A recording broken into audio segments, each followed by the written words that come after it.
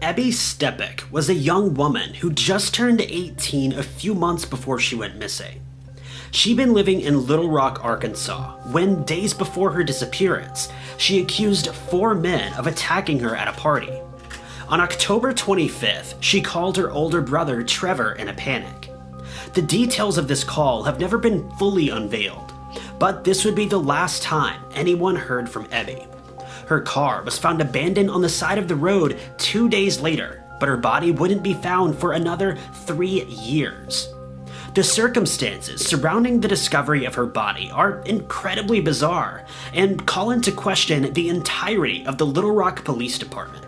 So stick around to hear more about how that played out.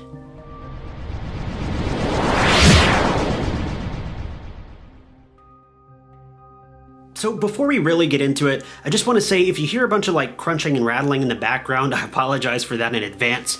I'm on puppy duty today, so I can't really do much about that at the moment. But let's get into it. Ebby Steppach had been attending a private school in Little Rock, Arkansas during her final high school years. However, for her senior year, she wanted to transition to a public school and decided to begin attending Little Rock Central High School.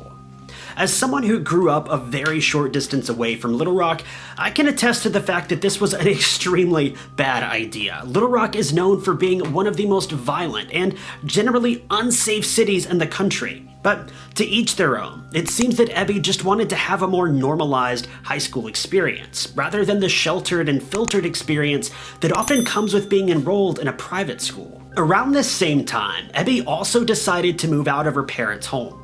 She didn't have anywhere in particular to stay, so she often ended up staying with her grandparents or her friends. On October 21st, Gabby's school reported that she didn't show up as planned. However, just a few days later, she had spoken with friends and said that she was excited about the evening of October 23rd and planned to spend it at a party. The party came and went, and Ebby would show up the following morning at her mother's house. Once she arrived, her stepfather realized that she was incredibly upset. Ebby would deliver her parents news that is every parent's worst nightmare. She'd been attacked at the party by 4 men who forced themselves on her. Worse yet, the entire event was captured on someone's cell phone camera, and video footage quickly spread to her peers. Later that evening, Ebby's mother and stepfather tried to call her phone, but she didn't answer. They believed that she had left their home in search of someone who had access to the video so that she could save it and share it with police.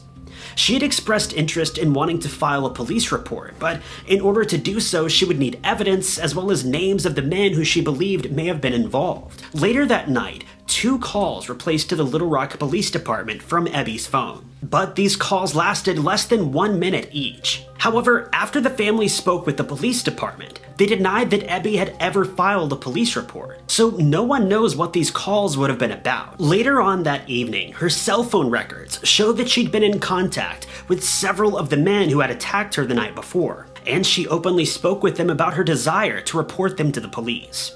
Just as a side note, before really going any further, if you ever have plans to report someone to the police, by no means should you ever tell that person that you plan on reporting them. Just report them, that's all it takes. By telling them what your intentions are, you're only placing yourself in harm's way, and sadly, Ebby would soon learn this the worst way possible. The last time anyone spoke to Ebby, her brother had received a call from her. The call came in at around 2 p.m. on October 25th, the day after she'd revealed her plans to go to the police. During the call, her brother Trevor noticed that she sounded very disoriented. We don't know if this meant that she sounded drunk, confused, or maybe under the influence of something. In the call, she told her brother that she was parked outside of his house, but when he went to the door, she wasn't there. He looked around and her car was nowhere in sight. He called her back and she explained that she didn't really know where she was. She said that she had just parked her car, but when looking around, she didn't recognize her surroundings. At this point, she would speak the last words her brother would ever hear from her.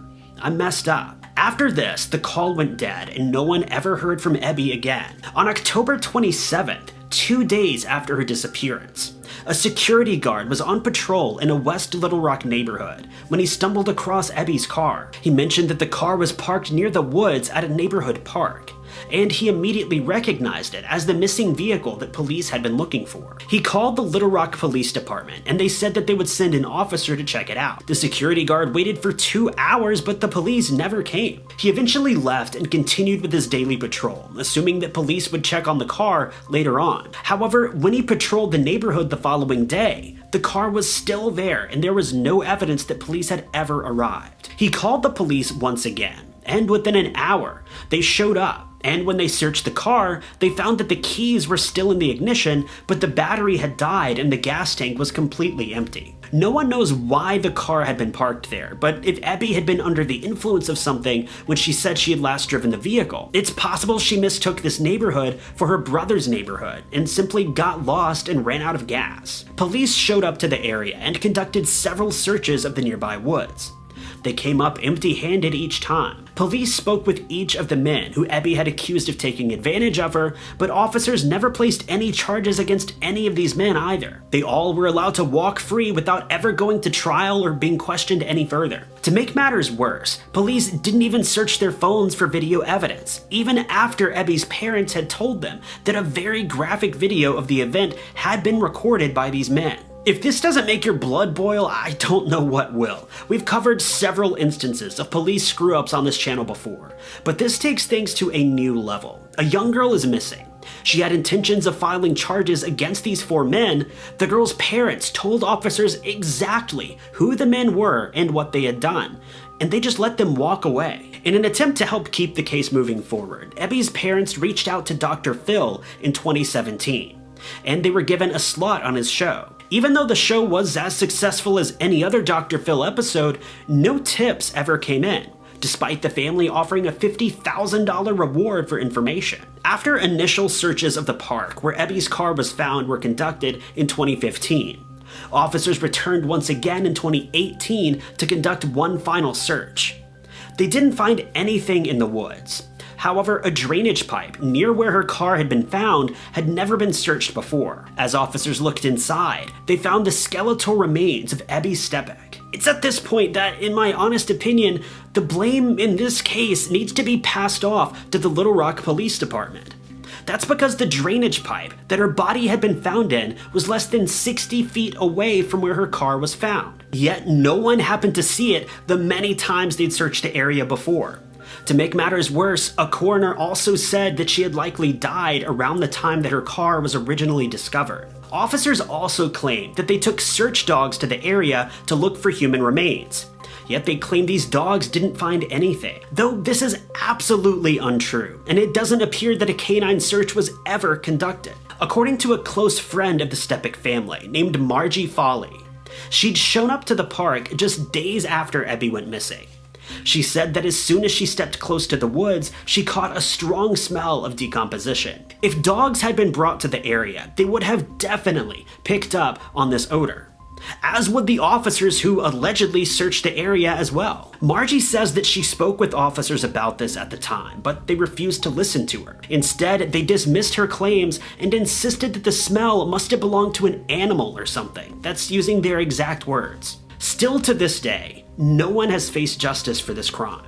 Not only for the likely crime that ended up with Ebby being placed in a drainage pipe, but also for the crime that was carried out against her in the days leading up to her disappearance. Though I would like to propose one theory that may explain how she ended up in the pipe.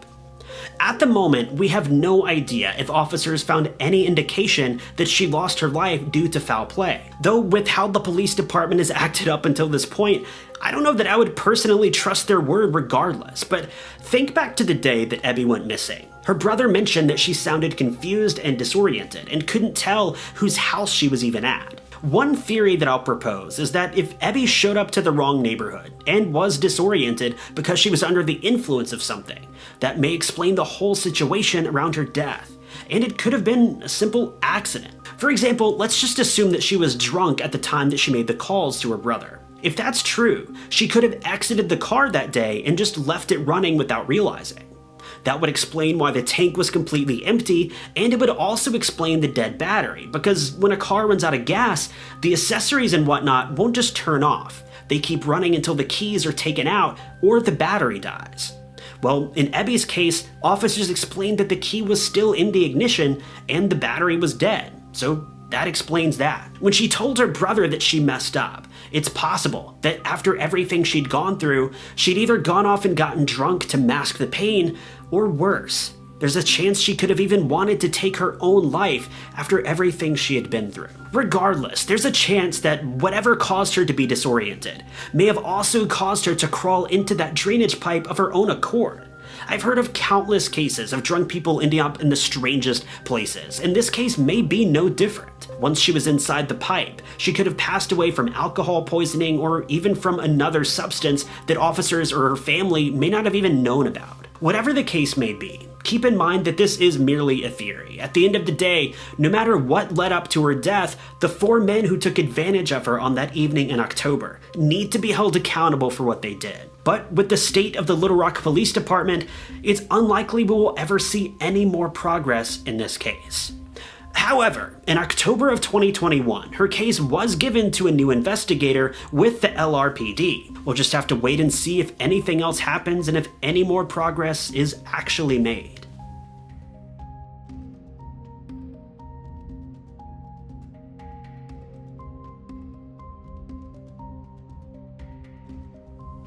But that's the video for today, you guys. I hope you enjoyed it. If you did, be sure to hit that like button. If you loved it, maybe consider sharing, subscribing, or clicking that blue join button below to really show your support for the channel. But I've been Ty Knotts. You guys have been lovely, and I'll catch you in the next video.